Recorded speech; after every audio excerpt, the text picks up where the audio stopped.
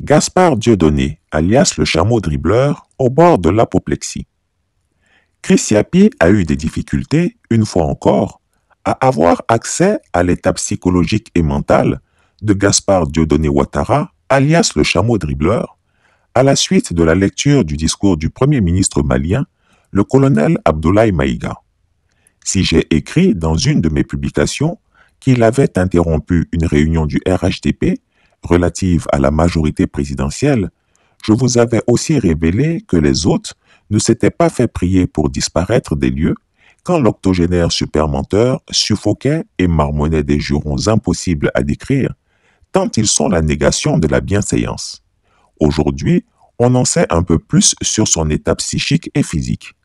En effet, ce jour-là, Gaspard s'était senti si mal, car humilié jusqu'à l'os, que ses médecins furent appelés en urgence, tant la maisonnée avait craint qu'il fît son anévrisme. Et toutes les dispositions seront prises pour que la démocratie malienne soit la plus enviée au monde. Dans ce chantier, nous prêterons une attention particulière au troisième mandat, qui ne sera pas possible. Le troisième mandat. Le troisième mandat pour un public moins averti consiste pour un président de la République d'effectuer une manœuvre en 4 temps, en vue de conserver le pouvoir pour lui seul et son clan. Premier temps, presque en fin de second mandat, donc en principe non rééligible, il s'agit pour le président de la République sortant de déclencher une révision constitutionnelle de manière non consensuelle. Deuxième temps, au cours de cette révision constitutionnelle, le président de la République sortant modifiera quelques dispositions constitutionnelles. Troisième temps, une fois la nouvelle constitution adoptée, sur fond de crise politique naturellement, le président sortant devient candidat en violation de la limitation du nombre de mandats à 2. Sa candidature est alors justifiée par l'adoption de la nouvelle constitution et le prétexte est tout trouvé. La limitation du nombre de mandats à 2 concernait l'ancienne constitution. Par conséquent, il est candidat au regard de la nouvelle constitution adoptée. Quatrième temps, une farce électorale est organisée.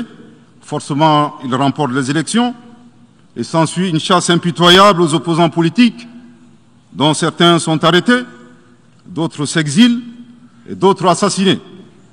Les allégeances sont obtenues grâce au pouvoir de l'argent, le clientélisme et les intimidations. Pour clôturer sa magistrale présentation, le chef du gouvernement malien a terminé par cette phrase qui, on peut le parier, a donné un ulcère d'estomac au putschiste civil Alassane Ouattara.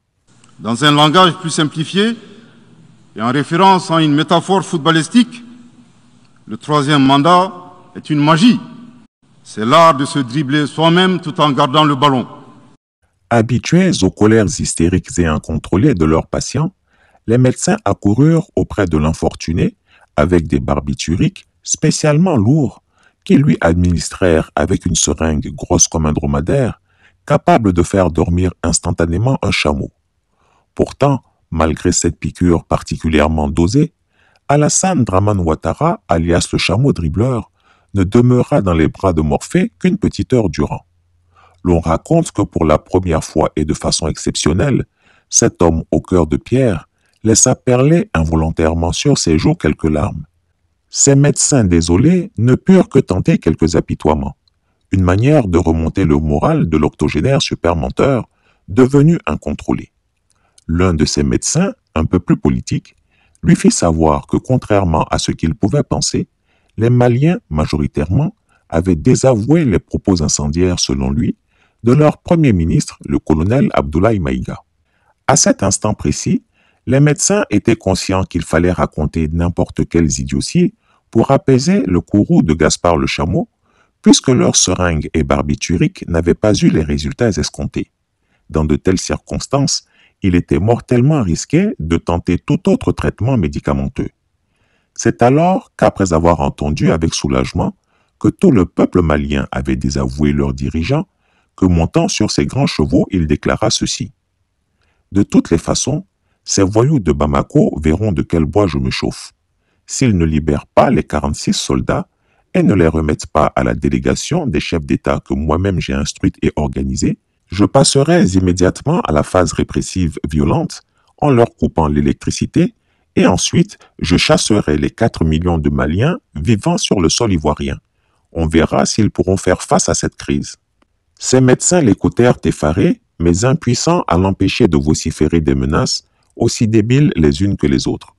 Car imaginez bien, si Gaspard, alias le chameau, en arrivait à mettre à exécution sa menace de rupture de la fourniture de l'électricité au Mali, a-t-il pensé que les 5 colonels ont certainement pris des dispositions pour assurer la fourniture de l'électricité aux Maliens et que seuls ces 46 mercenaires en seront exclus?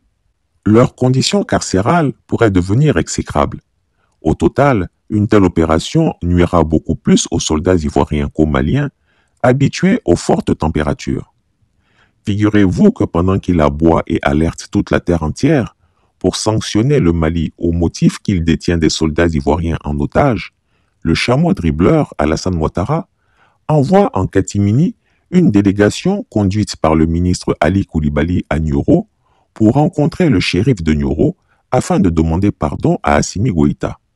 En effet, le mercredi 28 septembre 2022, aux environs de 10h GMT, cette importante délégation ivoirienne a posé ses valises à Nioro.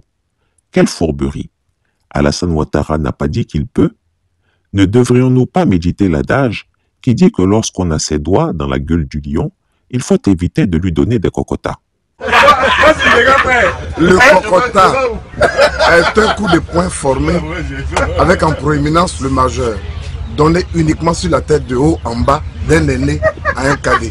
Jamais le contraire. Jamais le contraire. Voilà. La variante du cocota S'appelle la Joliette. Ça, on donne ça. avec le ritus. Avec surtout une mimique de méchanceté. Chris Yapi ne ment pas. Retrouvez Chris Yapi sur ses 2 chaînes YouTube, sa chaîne Dailymotion, Instagram et VK.